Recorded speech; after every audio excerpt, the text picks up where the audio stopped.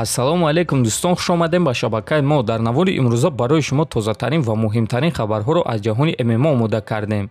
Лайкро зер карда 3-4 калима комментария нависен. мо боша наворо оғоз мекунем. дӯстон, агар шумо хароб ҳастеду фарбеҳ шудан мехоҳед, ё ин ки фарбеҳ ҳастеду хароб шудан мехоҳед, ё ин ки қувваи мардонагии худро қавитар кардан мехоҳед, ва ё ин ки агар шуморо бемориҳои гурда, дил, дарди мушакҳо ғам диҳад, пас мо ба шумо беҳтарин ширкат шифофарморо тавсия медиҳем, ки дар ин ширкат шумо доруҳои гиёҳӣ ва оригиналро барои ҳама дардҳо бо нархи арзон дастрас карда метонед. худи ҳозир ба номерҳои дар экран буда занг занед ва ҳатман аз номи канали Паҳлавон гап занед. ҳамин гуна шумо доруҳои даркории худро дастрас мекунед ва ҳам канали моро дастгирӣ мекунед.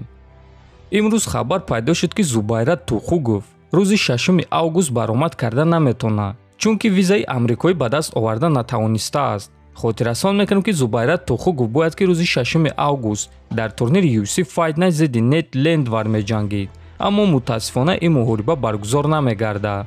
ҳамчунин бо чунин мушкилиҳо боз як ҷангвари дигари UFC Ҳамза Чимаев рӯбарӯ шудааст ва президенти UFC Дана Вайт дар ин бора фикрҳои худро баён кард. мо барои ташкил кардани муҳориба ба Ҳамзат кор карда истодаем. мо ҳозир проблемаҳои зиёде дорем, ки бояд онҳоро ҳал кунем. шумо дидем, ки дар бокс чӣ гап шуда истодааст. боксёрҳо аз кишварҳои худ берун рафта натавониста истоданд. ман умуман намефаҳмам, ки чӣ гап шуда истодааст, аммо гуфта метавонам, ки ҳозир қариб ҳама дар визаҳои худ проблема доранд. дар дунё корҳои ҳайратовар рух дода истодааст ва мо кӯшиш дорем, ки ин мушкилиҳоро ҳал кунем. аоиди Ҳамзат боша, пас ӯ муҳориба мегузаронад. агар ки Ҳамзат дар ҳақиқат барои ба амрико омадан мушкилӣ дошта боша, пас ин чиз имконияти баромад кардани ӯро рӯзи 22 октябр дар Абу-Даби дар турнири UFC 280 хеле зиёдтар мекунад. савол оиди рақиби ӯ ҳоло ҳам кушода аст, чунки Нед Диаз аз муҳориба зидди Ҳамзат отказ кард. Абдулол Муҳаммад, ки барои ҷанг бо Ҳамзат Чимаев розӣ буд, барои ӯ муҳориба бо Шон Бреди таъин кардан, гуфтааст Вайт.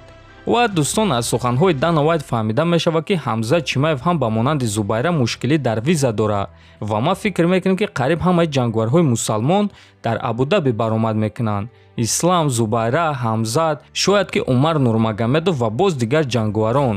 барои ҳамин дӯстон хабарҳои навро интизор мешавем.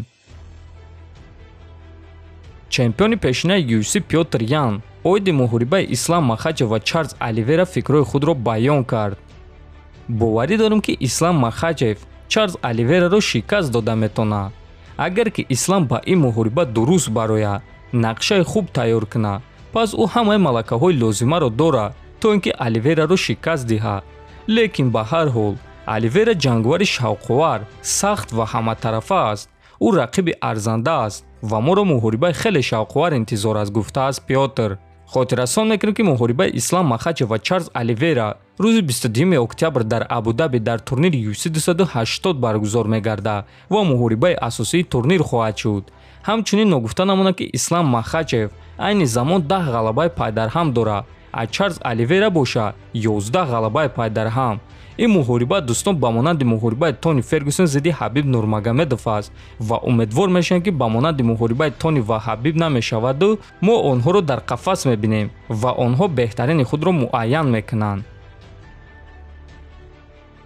аллакай рӯзи 23 июл турнири UFC Fight Night баргузор мегардад, ки дар он якбора ду ситораи нави UFC Пэдди Пимблен ва Муҳаммад Мокаев баромад мекунанд.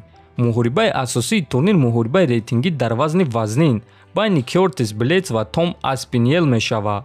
ҳамчунин дар ин турнир муҳорибаи Никита Крилов зидди Александр Густавсон, Пэдди Пимблен зидди Ҷордан Левит, Муҳаммад Мокаев зидди Чарлз Ҷонсон, Ҷек Хермансон зидди Крис Кёртис ва Макван Амирханӣ зидди Ҷонатан Пирс. ҳамаи ин муҳорибаҳо дӯстон ваъда медиҳанд, ки беҳтарин муҳорибаҳо шаванд. барои ҳамин дӯстон шаби 23 июл барои тамошои ин муҳорибаҳо тайёр шавед. дар канали мо обуна шавед, то боздид хонаободу сарбаланд бошед.